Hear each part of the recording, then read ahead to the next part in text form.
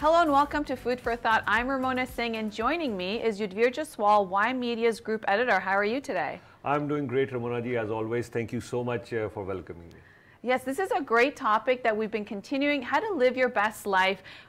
Food for Thought is a brand new show on Channel Y, and we've been discussing, what makes you happy in life, what makes you healthy in life, but this episode is a continuation of how to live your best life. We talked about, how to have clarity of mind, ways you can make sure that you have it every day, and of course we went into the Life Book, which is, as I said, a course that I took last year by John and Missy Butcher, and Life Book is a 12 categories of everything aspect of your life, from your character, from your spirituality to your health. And continuing on for this episode, we're going to talk about spirituality, love relationships, and parenting. And what's important about the Life Book is that as you go through the process of understanding what your premise is, which is your innate values, what your beliefs are about this topic, such as spirituality, what your vision is, as well as what is your strategy to be able to achieve that. And of course, most importantly, what is the purpose behind all of it? So today, with Yudhvir Jaswal, we're going to go through some of these topics. Sure, I'm looking forward to it. I think these topics sound quite interesting when you're talking about spirituality, and then love relationship. That's another very interesting topic, and parenting. I think these three topics, resonate well with almost all ages, because spirituality, career, or love relationships and parenting, I think you have to make very important decisions, I would say from 15 till the end of your life. Absolutely. And you know what, for people who are not parents, it's about like whether you have siblings, like if you're an aunt or an uncle, those are so important things, or your vision for the future. So let's get into it, because there's a lot to cover. So premise, like we talked about, and if you have, a pen and paper and you want to join us in the process, just to be able to jot down some of these items, it's very important. So premise is, what are your beliefs about spirituality? What do you believe? What are your deeply held beliefs that shape your life? Is it a positive belief? Is it helping you in life? And what do you really want to achieve? So do you know what your premise about spirituality is? Like, what's your foundational belief about the topic? Absolutely. I think, as you mentioned earlier, clarity of thought is very important, and especially when it comes to spirituality, yes, clarity of thought is very important. I think we all must ask ourselves why we are here on this earth. What is our purpose of life? And when we start asking ourselves these questions, I think we'll start arriving at conclusions, our premise of life, and as far as spirituality is concerned. And one very important question which I have to address myself, and I'm sure everyone will want to address. Ramona ji, do you want to be happy and stay away from all the sufferings? Well, I think suffering is something that's unavoidable in life. And so from my understanding is that it's how I perceive situations that happen in my life, in terms of how I deal with it. I have no control what happens in my life. It's how I deal with it, how I perceive it, and how I handle it. So I think suffering is a part of life, but how I choose to suffer, or to what extent I choose to suffer, is up to me. Brilliant. I think you're following the 90-10 rule, which most people say this, and I've heard many motivational speakers talk about this. But I'll share quite a few things from my experience as well, and I 100% agree with you that how we react to sufferings. Yes, but there are ways that yes, sufferings will not affect you, because if there is anything in life, there will be a cause of it, and if there is cause, how we can get rid of that cause. That is what spirituality teaches us. That is what spirituality teaches us. Anyways, as we move further, I think we all should ask ourselves, because imagine, Brahm Gyanis and monks and so many people who are spiritually very high, who have very high level of awareness. For them, there is nothing as called as sufferings. Yes, for us common people who are not that awakened, yes, there are sufferings in life, but for them, there are no sufferings at all. We'll discuss. Yeah, absolutely. So I'll go into some premise, and these are foundational beliefs that some people have, and so maybe some of these relate to you. So when it comes to spirituality, spirituality contains the feeling of oneness. It offers a sense of belonging and knowing your place in the universe. And I think that was something that resonated with me, understanding that, we're all one. We come from the same source, is my understanding. I know my soul cannot be created nor destroyed. So I think that helped me understand what spirituality is, and connecting with on a soul level for myself and to other human beings is what's helped me maintain my spirituality to a degree. Great. Before I even come to spirituality, you know, I'll also explain that sometimes we confuse ourselves with spirituality and religion. These are totally two different topics. I'll talk a little bit about the religious aspect and how that religious aspect connected me finally to spirituality. As young kids, you know, with three of us, me, my younger sister and my brother, our parents, they got baptized. I'm talking this in mid-80s. And when our parents got baptized, everything changed at our home. So our parents, you know, they said, okay, fine, no more drink will be served at home, no meat, and a very strict schedule, because they got baptized and from our Sikh traditions and cultures, and we're going to do certain things differently at our home, and then our lives changed. I think our lives changed for good. And while we were listening and trying to understand the Sikh scriptures at a very young age, so I used to question myself. And anybody at home, I was the only one who didn't get baptized. At that age, I refused. My parents did that. My younger siblings, both my younger sister and brother, they got baptized. But I refused that, I won't. And I would ask questions that why I should get baptized. If there is anything else happening at the home, okay, I will, as a kid, I won't drink anyways, but drink was not being served.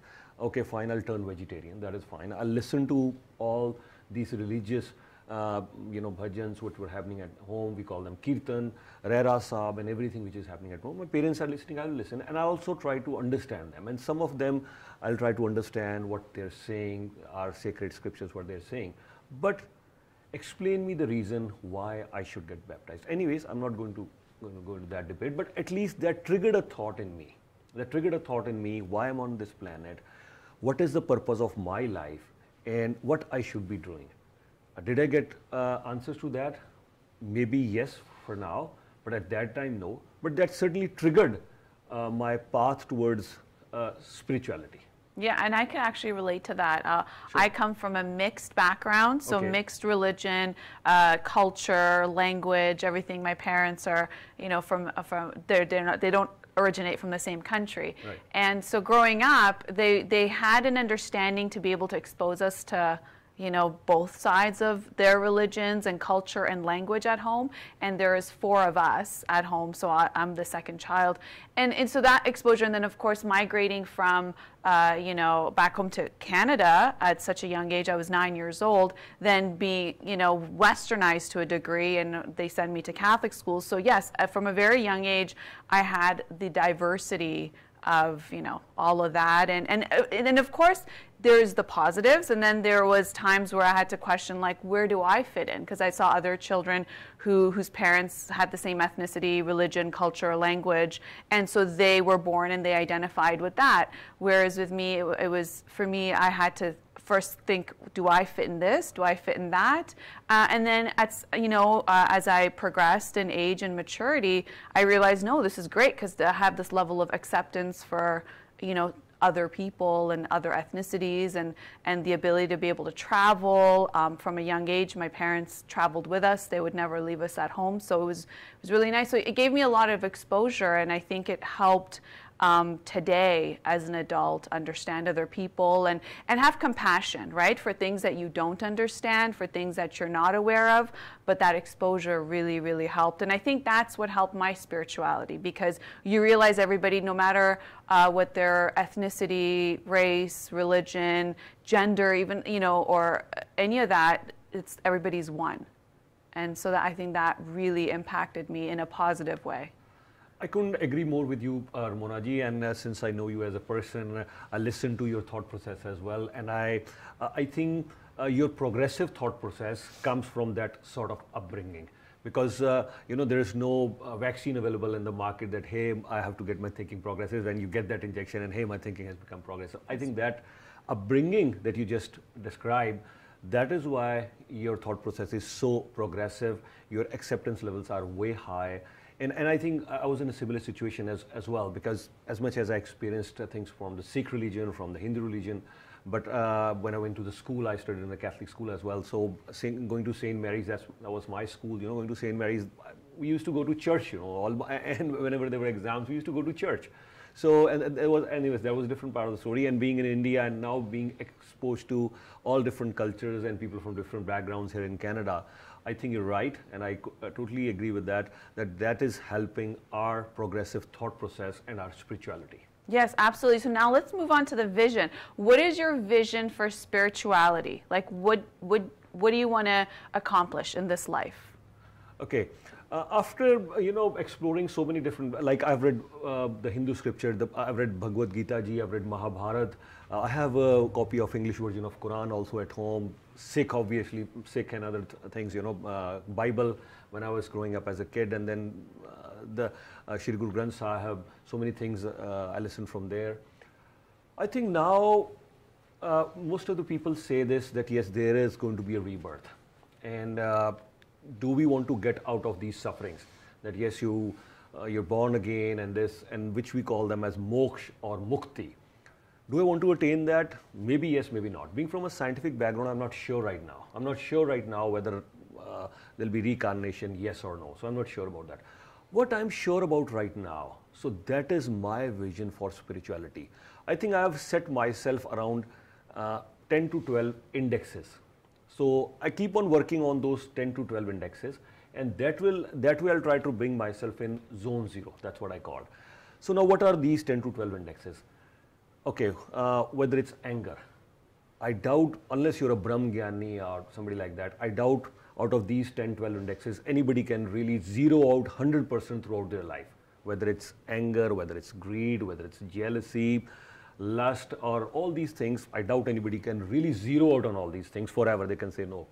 Unless they are Brahm Gyani, and I've said this at least more than 100 times on radio and my TV shows as well, that anybody who has implemented just 5% of any religious textbook, just 5%, that person will outshine everybody. You can see that person maybe standing in thousands or in millions. That person you'll be seeing there. I doubt there is anybody who can really say that. So now these 10 indexes, do I get angry? The answer is yes. But I have set myself an index. Keep on improvising, baby steps, small steps. That yes, I'll have to make sure that I don't get angry. I should be soft-spoken, compassionate, greed, jealousy, lust, all these things, all these 10, 12 indexes which affect our spirituality. Keep on working on those one step at a time. That is my vision for spirituality, and try to be my best version. Well, that's fantastic. I actually took some time in thinking, what's my vision for this aspect of my life? Okay. And the vision that I have is to make sure that I minimize my karma. I do believe in reincarnation. Okay. So given that premise that I do believe in reincarnation, and you see how I use the word premise, so it's very important to understand what your foundational beliefs are about everything. So given that I believe in that, I want to neutralize it, and I believe that if there's karma that I'm living today, that I'm able to forgive, let go, and release from that, and of course use my gifts to the best of my ability for the betterment of society. So I'll give you a very personal example on this, is that some may say that I have a gift for speaking, right, to orate and to be able to talk about certain issues in a way that other people can understand. And so I thought about it, and of course I know we initially met when I was running as a candidate, as few elections ago, a federal candidate.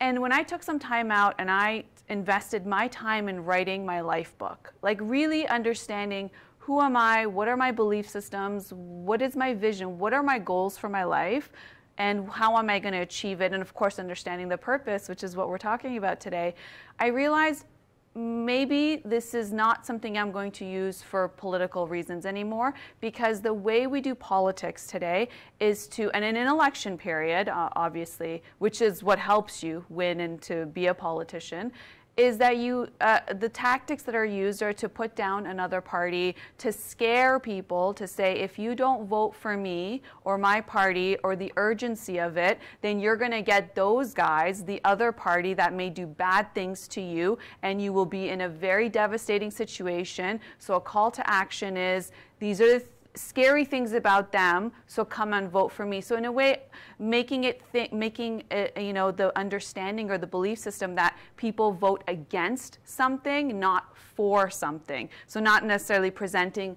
you know, these are the great things we're going to do. You do that, but then you also scare them against other threats, other enemies, other people.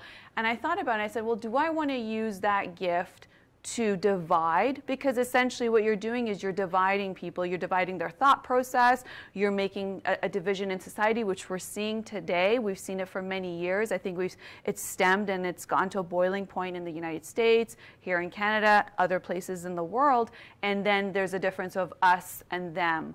I think this way, you think that way. And for many people, it's, you know, divided relationships, friendships. And so I said, you know what, I don't want to use that gift, because then I'm not bettering society. If anything, I'm putting something out there that will create more karma. So that was, so understanding that actually helped me make life decisions, which is why this is so important to take time out and really think about all this stuff for yourself. I can see that in you, and you're right. I met you when you were in that political zone, and you were a political candidate. I'm not trying to say you're a totally different person, but I think your thought process has changed. I can see that sea change in you. Obviously, you know, you are what you are right now, deep down in your heart. But maybe that is a different zone that you were in at that time. Secondly, I totally agree with you. As you were saying that all these spiritual aspects, they help you become a better person. As a matter of fact, anybody who's in their teens today, in their 20s today, what do they all aspire? To do something good in their career, whether in business, whether a job, or anything for that matter. And I think spirituality will help you a lot, even if you are in your teens today, even if you're early 20s, 30s, 40s. As much as people say, you know, while doing any sort of business, there are so many challenges. No, it's not a dark world. It's not a toxic environment. Where do I draw my power from today? I draw my power today from all these positive things. You just now mentioned such amazing things. Just in, I would say, 3 seconds, you mentioned 3 beautiful things. Do not judge anybody. Let's not judge anyone. Let's not say anything wrong about anybody. Let's be compassionate. And I'll sum it up. Being compassionate, you can only give somebody what you have. If I am not compassionate towards myself, if I don't have love flowing within myself, do you think I can be compassionate to others? I can be spreading love, spreading peace. It's very easy to talk, spread peace, spread love. But am I compassionate for myself? Do I love myself? And I think it all starts with, you know, thinking about these things. Yeah, and to your point, I think it's important to also talk about the environment that you put yourself in, because your environment affects you, right? Yes. So there's that theory of nature versus nurture. Nature is, you know, what you're born as, and then nurture is like your parents, you know, the way they've raised you, the society, the belief structure about society, the time that you were, you know, growing up. So that nurtures you into believing certain things or making decisions in life. And so that's your environment. Environment is so important. So when you make these decisions, you realize, do I want to be in this type of environment? Because no matter who I am, if my environment is maybe fast-paced, aggressive, or whatever the case is, then that's going to affect me as a human being. Then I'm going to go down a different path. So I think it's about being mindful of making that decision about what is your gift, how do you want to impact society in a better way, not use your gift just for yourself to, you know, to be able to just improve your life, but to do it for others. And on top of that, what is the environment that you can create so you are able to stay on that path? Like, for example, if you wanted to get into shape, then wouldn't you eliminate certain things from your lifestyle, maybe not go to certain places, which also would mean that you wouldn't see certain people, you would wake up earlier, maybe you would exercise. That's environment. Environment is so important, the people you surround yourself with, the things that you do to be able to stay on the path, which of course is part of the strategy. I couldn't agree more. I think this is, again, for all those youngsters who are watching our show today, for all those who are trying to build a career, business, or anything in life today, whether in your 20s, 30s, 40s, 50s, 60s, or even 70s for that matter. I think it's very important that we surround ourselves with those people you know, who are very positive in their approach. This is scientifically proven as well. First of all, let me talk about the science behind this. You just now, earlier you mentioned soul can neither be created. You know, E is equal to mc square. Albert Einstein, energy can neither be created nor be destroyed. It can only be transformed from one form to another. So that's scientifically proven. Second thing, which is again very scientifically proven. If I have this water which has cold water and I bring in another mug which has hot water, what's going to happen? I'm only talking science right now, no spirituality involved for now. Okay, the heat from this will be transferred to this cold mug. So energy flows from hot to cold. So, and this is what we call induced energy as well. Very similarly, if I am enjoying the company of someone who has very good vibration, positive thought process all the time, that will be induced in my thought process. I may or may not want it, but that will happen. And it's true the other way as well. If I am spending any time with anybody with utmost respect, I don't want to use any negative words, but if their thought process is not right, if they're not positive, that's all I will say, then obviously that's going to affect my thought process. And sooner or later, many times I get this question very often, especially from youngsters. They ask me, oh, they are progressing so well, they are doing so well in their life, and you talk about all these things. I say, wait, we do not know their whole life story. We are only seeing, okay, this person is that happy, but how well he sleeps at the night. Is he happy with his wife? Is this person happy with the kids? Is he doing very well with the parents? So we do not know the whole life story. So I think when this I say in Hindi as well, अच्छे लोगों के साथ हमेशा अच्छा ही होता है. Good things will always happen with good people. Absolutely. And going into strategy, Sure. which is how are you going to implement this vision? So I'm going to actually go through my notes here and tell you what I actually wrote for this, right? Sure. So my strategy, which is the steps I'm going to take, the recipe of how to accomplish my vision, my goal, is to practice forgiveness and meditation, which makes me more mindful and conscious of everything around me. Spend time in nature. That's so important for me to be able to ground myself. Giving, and of course, self-acceptance. All those things actually help me stay intact and on my spiritual path, and makes me more open to the unseen. Because I think part of spirituality is a lot of the unseen that maybe you're not aware of because you're so aware of your immediate environment, that things that you can touch, feel, or see. But for me, a bigger part of spirituality is things that I cannot see, but I have to understand and be open to it and have the hope for it. Very nice. I think there are many things, as I was discussing earlier, strategy for me, okay, I have many things. Of course, I'm working on all those 10 to 12 indexes that I mentioned earlier, and part of that was let go, forgiveness, do not be jealousy, and all these things, do not judge anybody. And I've been very confident that I'm trying to do my best part in this one. But if I had to pick one, in the interest of time, I'll not go into the details of all the 10, 12 things that are part of my strategy. But if I had to pick just one, my number one strategy would be that yes, I definitely want to bring smiles on other person's faces. I want to work that if I can bring happiness. And happiness doesn't mean that yes, you have to, do something financially or physically. Just a smile, just a smile. Hey, how are you doing today? Hey, hello, how are you? Just a smile on your face. And of course, if you could do anything better, ask others if you could be of any help. And I think, again, I must say this, I'm being selfish here, because this is one thing which has brought utmost happiness in my life. I've seen everything. I've slogged very hard. I've had difficult times, very difficult times financially.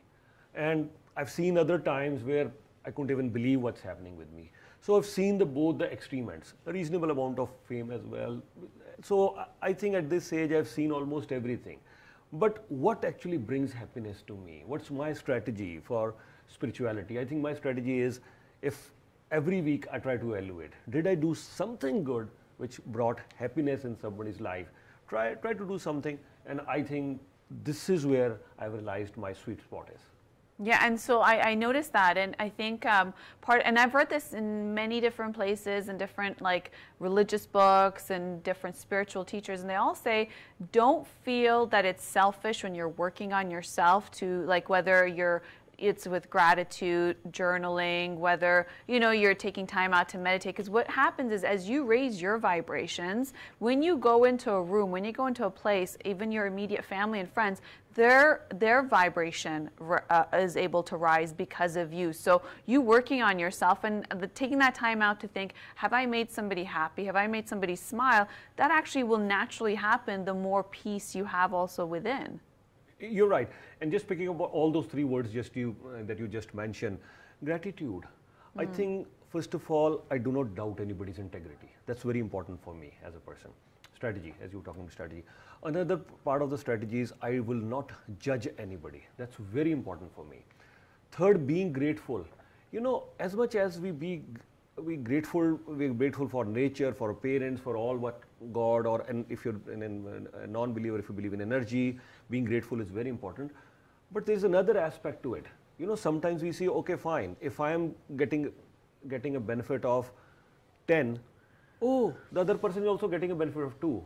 No, I don't have to look that side. The other person might be benefiting 2, 10 or 12. But I am grateful. I'm grateful for this particular thing happening because I'm benefiting maybe 1, 2 or 5. Even if I'm not benefiting, even if I might be on the losing end, but I still have to frame up my mind that yes, I'm grateful, thank you. And that suddenly manifests everything for me. Yeah, you know, and before we go into love relationships, which is our next topic, as you're saying all this, it's reminded me one really important thing that I want to say.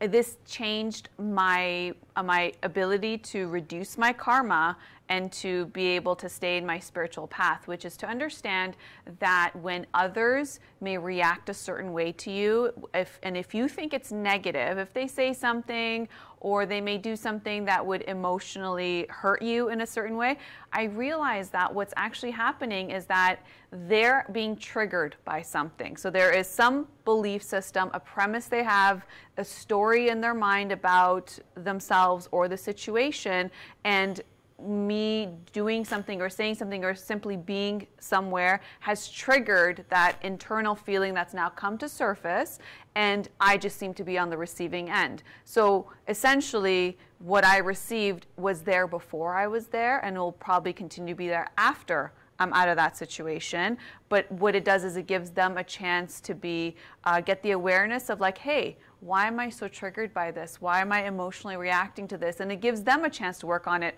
And I can say that about myself. So sometimes I'll get triggered by somebody and my reaction will be a certain way. And then now, because of that understanding, I catch myself and I now question myself, said that person didn't do anything, right? What is it about this situation that has made me upset or flustered or frustrated? And then going through that thought process helps me understand what is my belief, right? Because it's so important to be aware of your belief system, because we've been subconsciously programmed since the time we were born. They say, you know, from the time you're born to the age of 7, that you form your personality based on what you see your parents do, what your current environment is. It shapes your understanding about love, relationships, kindness, how to be in a family unit, which would be in society, for example. And so now when I feel that way, I realize, okay, this is an opportunity for me to work on this, because if I don't, it'll happen again. I'll get triggered, I'll spill it onto someone else, and they'll feel bad, and now I'm creating karma, and it's not really them, it's me and my story in my head. I remember, you know, while I was discussing something with you, you said a very important thing. You said, once you said, Ramona ji, you said, whenever anybody says something about you, it's not about you, it's about them. Yeah. This is what you said. And I really like that. In just one single line, you summed it all, whatever you were explaining right now. You explained it very nicely, but this was one line that you said that, and I picked that line. I said, wow, this is amazing.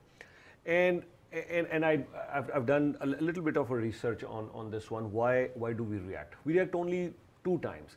One, our reaction could be somebody hasn't even done anything, somebody hasn't even said anything, but we get upset. Say, for example, Trump does something. Trump doesn't know where Ramona ji or where Yudhvir Jaswal is sitting. So Trump knows nothing about us. Yeah. So I might get triggered here. Oh, yeah. Trump, this. So this is one reaction. Yeah. Maybe we may not have the time to discuss how to get. Second time, if somebody targets us, So if I am targeting you, remember this one thing, if I am targeting you or I am targeting Ramona ji, there are only 3 reasons for that. There is no 4th reason. And actually you summed it earlier on that line when we were discussing. It's not about Ramona ji. If I'm targeting her, it's not about her, it's about me. Number 1, I'm intimidated by Ramona ji. That could be the primary reason. I'm fearful, I am intimidated by her. Okay, then I'll target her. Second reason could be, I want to be her.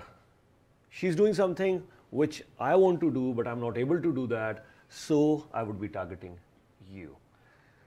Third, very important reason, I might think that Ramona ji, she's doing something, and maybe at a later stage, she's going to step on my shoes. These are the only 3 reasons. There is no other reason that I'm going to target you. And you summed it very well the other day. It's all about me, it's nothing about you. So there is no reason whether Trump is doing something, I cannot, okay, now my reaction to that, what is my reaction to that?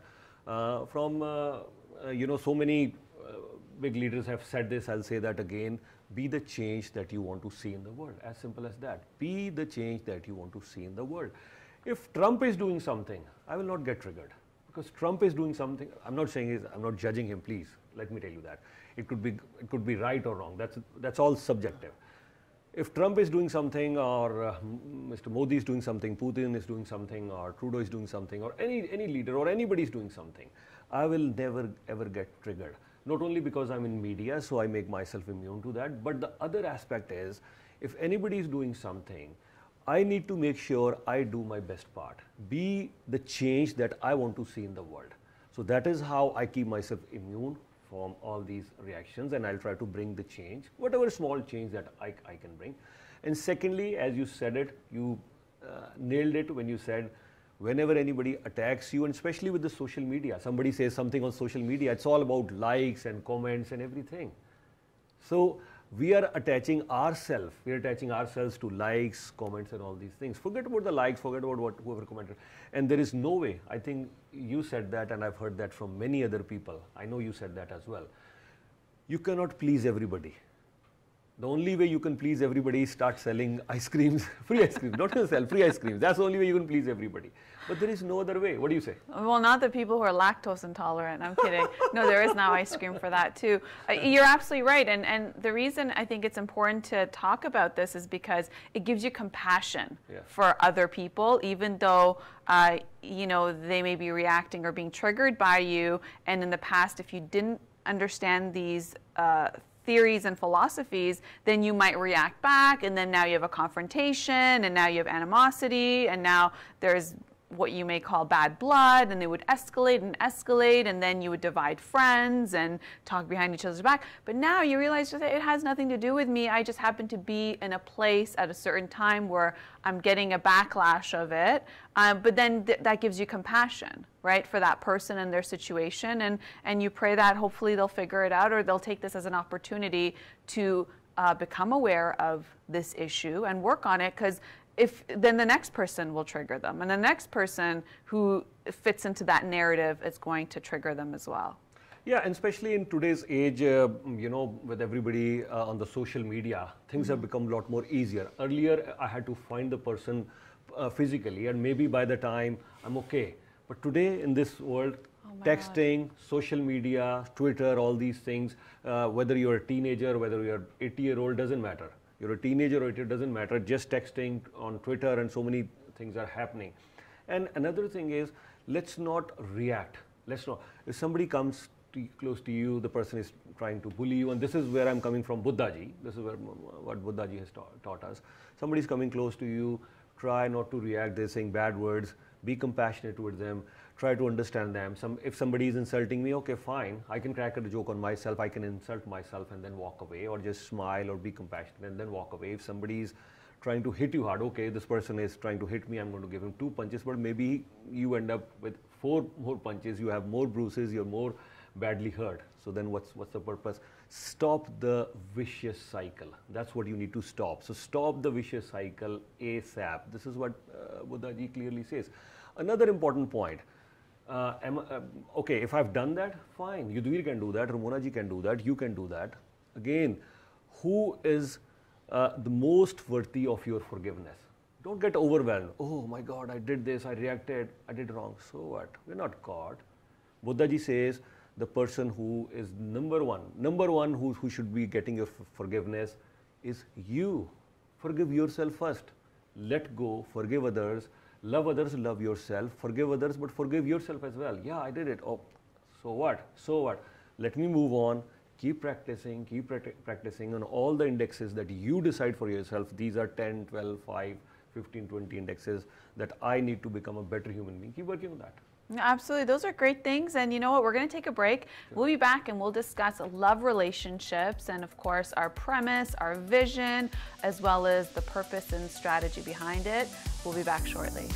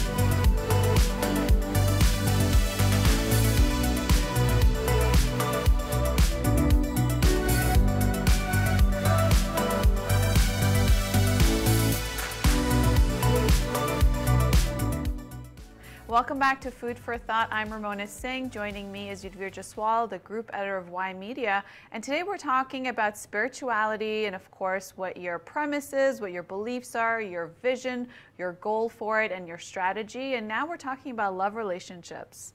Wow, that's quite interesting, love relationship. I think people usually attach this, love relationship with a certain age. But love is something, it happens. It can happen you while when you're a teenager. It can happen in 20s, 30s, 40s, 50s. That's quite an interesting topic. Absolutely. So let's get right into it. Sure. What is your belief about love relationships? I think love is one of the purest things that can happen to anybody. That's my belief. And love is a feeling. It's not, okay, we confuse love with liking. Liking is different. You could be fond of somebody, you could like someone, you could have a crush on somebody, but love is something really different. And as we move further, I also have a definition for true love. There is a difference between true love, liking. Please tell us. Please continue. Yeah, no, I'm not the love guru. I'm not an expert on that one. You have a definition. I don't know the definitions of each one, so please tell us. You know, what happens, it all starts, there's another word that I want to use. People say love at first sight. I'm not sure. Ramona, do you believe in love at first sight? Yes, you can. Okay. You can love at first sight, but then you have to get to know the situation to continue loving after first sight. Thank you. But I think that love at first sight, as much as we call it love at first sight, because love is a very important word. For me, if I call someone as my friend, it's very important. I'm not going to call everyone my friend. For me, it's almost a lifelong relationship. If I'm calling somebody my friend, you could have acquaintances, you could have, I call them hi, hello sort of people, right? Okay, you meet them, okay, fine. But for me, a friend means somebody whom I'm going to call lifelong as my friend. Very similarly, love at first sight.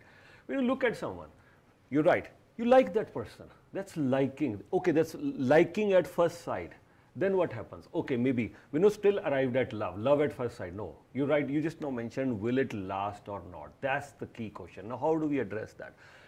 When you look at somebody, okay, fine, at initial glance, you like somebody, then what's next? Maybe you want to meet that person. Maybe you start enjoying the company. Maybe you start thinking about that person. Maybe you want to talk about that person. All these are signs of maybe liking or loving. You could love a person but still may not like that person, because liking is different, loving is different. And that is precisely the reason that many times love does not last. Actually, there was no love. Actually, there was no liking also. It was maybe an infatuation, maybe a crush, maybe a physical attraction, whatever it was, but it was certainly not liking. There was no liking on that side. There was no love. Because when it gets to the point where it is love, then it is everlasting. Then it is everlasting. Love is a very strong definition. We'll talk about, I think mainly we're talking about couple love right now, but can the love from parents ever end for a child? Can it? No, I don't believe so. Why? Why? Because they love without wanting anything in return, and it's an endless supply. And sometimes, like you said, you could love somebody and not like them. That usually falls into that's a family situation where you love that person, but maybe you don't like how they behave or how they behave or what they say or do, but you love them. Yeah, and I think you nailed it. You nailed it at the very first line itself. When it is love, you do not expect anything back. That is what love is all about. So the first thing could be it's a physical attraction, maybe it's a crush, maybe it's infatuation, but then comes liking. Then you start liking a person. Oh, I enjoy the company. I want to meet that person more often. You find reasons. You find reasons just to be, get in touch with that person. Maybe you want to call that person, you're talking to that person, you're meeting that person, you're getting some company from that person. That is all liking. That's still liking. I would still not categorize that into love. Love means when you reach a point that here you are, you do not expect anything from that person, and that is a continuous supply. Use the right word, and it will stay there forever. When they say love was over, no, that means you never loved that person. Love can never be over. Yeah, you're right. And we'd love for you to join in on the conversation. Give us a call, reach us out to us on social media. We'd love to hear your comments, your feedback on this topic. It's a very important topic, and everybody has their definition and their perception of it. And you're right, love is not something that is contained in a place, a proximity. The person you love could be so far away and you may not see them for a very long time, but it doesn't mean your love ends because you haven't seen them, you haven't. Love is fluid. It's ever continuous, and it's not selfish. It is accepting. It is patient. It is kind. It is forgiving. It's all those things that nurture it and those are actions, right? If you neglect something, like if you neglect a plant, it dies. Just like anything, you neglect your work, you may lose that work. Same goes with love. It's when you have all those continuously, you're nurturing, and therefore it grows. What is your premise of love?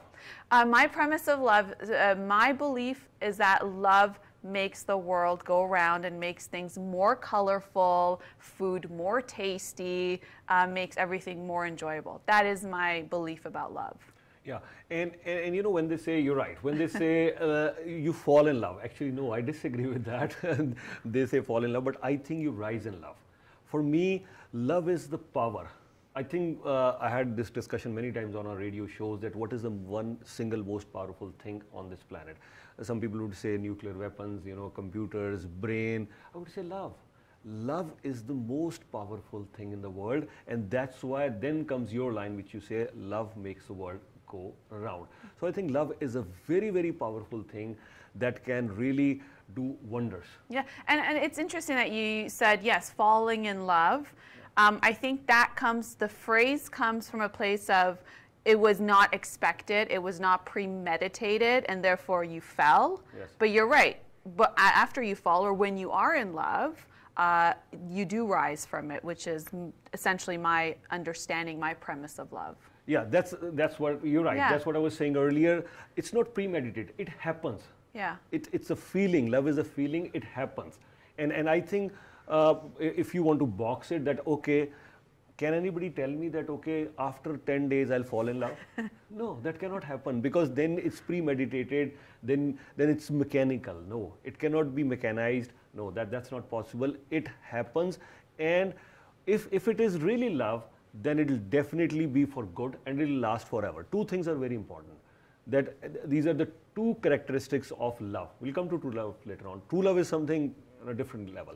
Love means it's not premeditated, it happens, and it will last forever. If it didn't last forever, then it was never a true love. Maybe you are liking somebody, it was a crush, infatuation, or maybe physical attraction. That's where it ended. So what is true love then? Okay, true love is something, is something which will not only last forever, but I think this is a relationship. True love is a relationship where two people, it could be a couple, it could be a father or son, it could be a mother or son, that yes, their souls are connected. Then you don't even have to use any term. The couple, no, you don't have to use the term couple. Mother and son, no. Father or son, no. Two friends, no. Then that friends, the definition of that relationship is over. That is what true love is. Couple, yes, there is a chance, as I said earlier, love, it never goes away, never goes away. But sometimes we say, okay, if there is a couple in love, they have to, usually we think that way, they have to get married. We try to give it a name of a relationship, that okay, fine, they have to get married. But no, love can happen that way. But true love is a total different form. You do not have to give it any name. No, husband, wife, couple, lovers, no. True love is something when the souls have connected so well, the bonding has been so well. And another aspect of true love, when you meet that person, you will always say, oh, I've known this person from ages. That is another example of true love, because their souls are connected, and it has got nothing to do with anything physical, anything, any infatuation or anything like that. But that is what the true love is. So what is your vision for love relationships? And for our viewers, take the time and write down your vision for what true love is. I think vision for true love, mine would be, and I'll tell you a short story about one of my friends here. And we were young kids, one of my friends, he wanted to become a national cricket player. As much as I loved cricket, I said, I doubt I'll become a national cricket player, but maybe you can do that. And while he was thinking, and this guy, he fell in love with one of our classmates. I mean, he really started liking that girl. Now the girl doesn't know. So what he did is, on his cricket bat, my friend, for privacy reasons, I wouldn't name anybody here. There's one of my best friends. So he wrote the girl's name. The girl doesn't know anything, right? He writes on his bat and he plays cricket with that bat. And finally he works so hard. He was a wicket keeper and a batsman. And actually he taught me how to do the wicket keeping. And I also became a relatively good batsman and wicket keeper. He got selected in his city team. That's how the selections happen. So he was selected for the city team. Then he would write the girl's name again on the bat and mention the year, 1988. The girl's name, 1988. On her, I mean, this is how dedicated he was. The girl doesn't know anything. We're studying together. He kept on practicing. He went on to be selected for the state team. Here is for the state team. And then we had the nationals.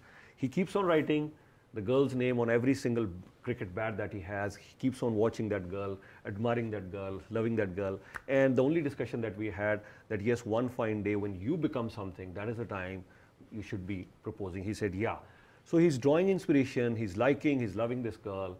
And then, this time he becomes Punjab wins the tournament. So he's a national winner. He gets into Indian Navy, he becomes a commander. And then he decides that now I'm going to go and meet the girl. So this guy goes to the girl's house.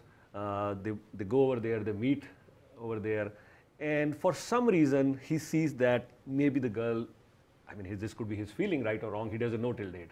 So he feels maybe the girl is not that keen. He decides not even to express the feeling. As much as I told him, please express your feeling the whole life. It's almost whole life, from school to your college, from college to you become a naval commander today. You're an officer. We've done so well. He doesn't drink. He has such good habits. He's a marathon runner today. He runs double marathon. He's an amazing guy.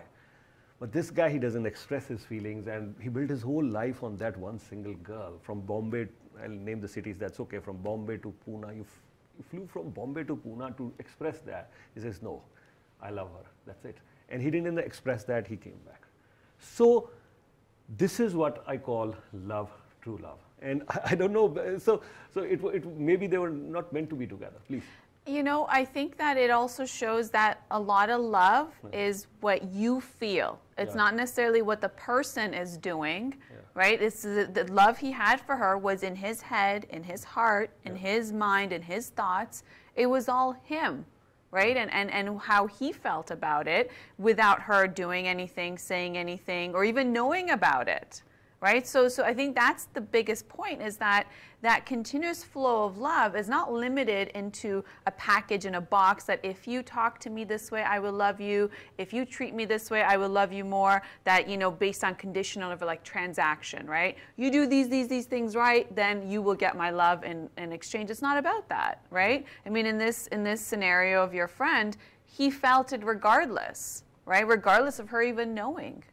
Yeah, you're right, and that's exactly the point that I made earlier. And you're right that yes, when love, it happens, and you do not expect anything in return, because when we start expecting anything in return, then it's not love. Forget about true love. Then it's not even love. You could be just liking a person, and liking could die. It could be infatuation or just physical attraction or just a crush.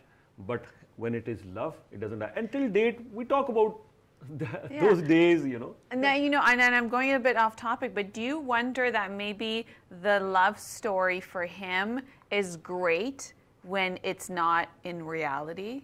That therefore it's untouched and unchanged, because then it's his projection of that love together, and maybe he's better going the rest of his life just having that love and holding it and nurturing it, and it doesn't necessarily have to be in reality with her. Maybe, maybe not. You know, I've thought about this many times. You raised a very good point here. I've discussed this with him many times. And as I mentioned earlier, not necessarily, इसको हिंदी में कहते हैं, this is what we say in Hindi, I'll say in English as well, जिस कहानी को कोई अंजाम ना दे सको, उसको एक हसीन मोड़ पर छोड़ दो. जिस कहानी को कोई अंजाम ना दे सको, उसको एक हसीन मोड़ पर छोड़ दो. If you cannot really give a nice ending to a love story, then leave it there where it was. I mean, leave it in a nice ending. And this is what happened in this story as well. Maybe if they would have met, it could have been they could have been a great couple, because I'm sure about this guy. I mean, he changed his life. He transformed his entire life. I mean, his life was totally different.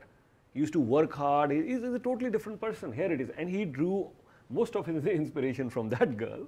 Of course, from other places as well, but just from that girl. So maybe they would have made an amazing couple, maybe not. And then it would have been a bad end of a story. But I think he's able to give any ending he wants to it, because he's the narrator of the story. He is the protagonist. He is everything within the story, and he's the author, the writer, you know, and I think he could, for himself, give it a great ending. Yeah, and I think the conclusion that I would draw from this story is he could have given the ending that he chose. And you're right, he chose not to even express love to that girl. I told him many times, asked him many times, I said, you went back to her house. He calls his father, hey, how are you? And, you know, I studied with your daughter, and that guy was also in forces. You know, he's an army officer. You're a naval officer, a navy officer. You call her, you meet her. I mean, you did all this. Then better tell that girl, at least express it. Maybe she would have said yes or no. Then leave it up to her. But then here we are. He didn't say anything. But I think that was my point. That's my vision, and especially for all the youngsters who are watching today. Not just youngsters. Love could happen in 30s, 40s, 50s, 70s, 80s, 90s as well. Why not? After you know, completing your century, love could happen at 105. Why not? Why not? Because this is the best feeling for anybody. And you know, it's beyond you know, explaining anything. We cannot explain it. If you've fallen in love, it's a total different feeling. And anybody who's experienced this, just like I've never got high on any sort of drugs. I don't even drink wine, so I haven't tasted it. So some people tell me I'm high on you know, this alcohol or drugs or anything. They can explain it to me, but I may not be able to feel it because I've never done that in my life. Very similarly, nobody can explain you the feeling when you're in love. So I think that should lift you up. That should encourage you to do better things in life if you are in love with someone. Absolutely, you're absolutely right. And you know what, I want to tell you a story that I got remembered from you telling me your story. Sure. Is that, so I'm scared of giving blood. So, you know, every time I have to do a physical, it's just a mental thing, right? I faint, and it's just a disaster. So I always give the technician who has to take my blood a hard time, and I'm fairly an easygoing person, and so I'm always apologizing. And so this one lady, and I said, you know what, talk to me, and maybe I'll get distracted when you're taking blood. And so she decides to tell me a love story, and she said her last patient who was there, you know, he was 70. And he just married an 85-year-old woman, and they just got married, and they're so happy, as you were saying. And so she says, you know what? She goes, I asked him. I said, from my experience, it's a younger woman and an older man. How come, you know, now you're younger and she's much older? And he said, don't you know that it's the woman that gets to decide who she wants to marry with? A man generally, and I'm telling a story, and it may sound like I'm stereotyping or generalizing, but the story goes, he says that a man, you know, he's easygoing, he's happy if she's nice and she likes you back, then why not? And so that was their love story. And so as she was telling me this, and you know, it was so amusing, and at the same time of the way he explained it, then before I knew it, she had already taken the blood. But I wanted to add that you're right, there's no age. There's no age limit, there's no cancellation, there's no end of time. It could be any time, anywhere, and it just happens. And this time you're pretty much okay with while taking the blood. You never knew. I got distracted by the story, yeah, and so she was so good at what she's doing, and yeah, so that was, and it's always a great story to tell, right? Because you have two people who at an elderly age, they're, you know, still happy and in love and starting a new life together. Yeah, I think the whole vision, the whole idea, the whole objective should be if you could rise in life, if you feel better, and you know, everyone is seeking happiness. So if you feel happy, if you can rise in your life, if you could do better things, if you are a better version of yourself, then why not? I mean, age, I think age or anything else, that is not at all the criteria. And I think long time ago, I've already stopped judging anybody. But again, at this point, you know, who am I to judge, you know, how this couple looks like, as long as they are happy? And very interesting part, we've seen by looks very compatible couples, and here we are, you know, everything is over very soon. Because somewhere it was more of a physical attraction. So that didn't last. So I'm a very strong believer. Yes, it may not end, you know, I'm not saying everything has to end in a marriage, or they have to act like a couple, live-in relationship, or whatever, they have to do that forever. Love, if it is love, it will last forever. Other than that, then it was maybe an infatuation, or, you know, wham, ma'am, thank you, ma'am, and then that sort of thing. Otherwise, if it is love, then it will last forever. Then definitely there is no way that it's going to die down. Absolutely. And then the last item is, what is the strategy, right? So there's the vision, you know why you want to do it, your purpose and your premise. What is the strategy? And so I'll just add to that. The strategy is feelings follow action. So the days you don't feel like it, or the days where you don't want to, you think you're not in love, then, you know, be kind. Do the things that you would do anyway when you're in love, and therefore your feelings will always follow. Yeah, I think I cannot comprehend with that. There can be no, yes, of course, you could work around things, but you cannot build a strategy for love, whether for finding a love, or whether for staying in love, or whether you know, if it is love, of course, there'll be some dull days, that is for sure, but love will not go away. Can a love between mother and a son go away despite any harsh surroundings? No. The love will stay, and they will find a way to manage, because it is love between a mother and son, mother and a daughter, or a parent or a sibling. Go ahead. But you'd have to also spend time with the person. You have to nurture it. Those are part of the strategy. So strategy, not in a sense of like, how do I make this happen, but more like, what are the steps I'm going to take in life to make sure this is lasting and it's in the shape that I want it to be? Yeah, you could build a strategy to make life better, maybe be more expressive. You know, sometimes people are not. That's a strategy. That's a strategy too. Yeah, you're right. Yeah. That's a strategy too. But okay, I thought maybe you're saying how you can increase the bonding or love. But yeah, you could be more expressive. Sometimes people are not that expressive, and just that happened with my friend too. You know, he wasn't expressive at all. He couldn't express his love. Yeah. So this is, go ahead. And you know, I if you don't mind, share the story of you and your wife and how you guys play sports together. I think that it's not using strategy in a connotation of like these are practical life skills and things that you could offer our viewers. Sure. Okay, now here it is. For me and my wife, again, it's just as you mentioned, it's not even true love, right? I think I don't even want to bracket my relationship with my wife. Of course, we can say husband and wife, but here it is a relationship which is not bracketed anywhere. So it's not a couple, it's not a husband-wife relationship, or are we friends? No. Are we just husband-wife? No. Are we just a couple? No. And there is no strategy around it. There is no strategy. We haven't had any strategy. It happened and it has been there forever. And I think we feel, wherever we go, we're going to go together, whether we're going to go in a different world, whether there is reincarnation or whatever. I think it's going to happen together for us. So this is how I feel. And I think the most important thing is that you understand each other so well. You understand each other so well. In love, silence is also a language. Yeah. And this is I think this is what happens between me and my wife. Even if we look at each other, we don't have to express anything. We understand. I think it is so important, if I may say this thing as well, if I'm sitting over here doing something, at the back of my mind, yes, I know what she's doing, what she's thinking. She might be doing anything in her life. At the back of her mind, it will always be what Yudhvir is doing right now, what he's thinking. Has he, and simple things, has he had his food on time? Is he doing fine? Is he doing okay? And I can tell you one thing, which happened actually, which has happened many times. Even in her sleep, deep sleep, she would know what's happening with me. Deep sleep, she would know what's happening with me. And this is what I say, the connection of soul. But tell us about how you guys play sports together and how that happened. Because I think that's a great way to be able to bond and maintain, do activities together as well. Yeah. Okay, sports, cricket was always my choice of sport. Soccer has always been my choice of sport. There are other sports as well, as much as I did play badminton in my school time. But then I realized that I'm taking time away. When I'm going to play cricket or soccer, I'm taking time away from her, as much as I'm busy with my work schedule. So I requested her, you pick a sport, and she picked badminton. So when she picked badminton, I said, okay, fine, I'll quit cricket, I'll quit soccer, and then we started playing badminton together.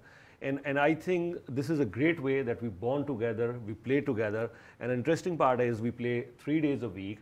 And not only we play together, but after playing together, I think we have a regular discussion about our game together. So that's another way to bond together. Thank you for sharing that. When I heard that, I thought it's such a beautiful thing in the way you guys make in this busy life, with everything going on, you make the time and you have that schedule and something you're bonding together. So thank you for sharing that. And we're all out of time today. So please join us every week on Sundays. It's Food for Thought at 10 a.m., 4 p.m. and 10 p.m. And we're going to join you and talk about some of these great things. And next episode, we'll be talking about parenting and some other aspects of life and make sure that we have our strategy down for our life book. Thank you again for joining us today and with everything you've shared with us. Thank you so much, Ramona. Thank you. And I hope our viewers did enjoy that. Until next week, stay safe. I'm Ramona Singh. Joining me is Yudhvir Jaswal.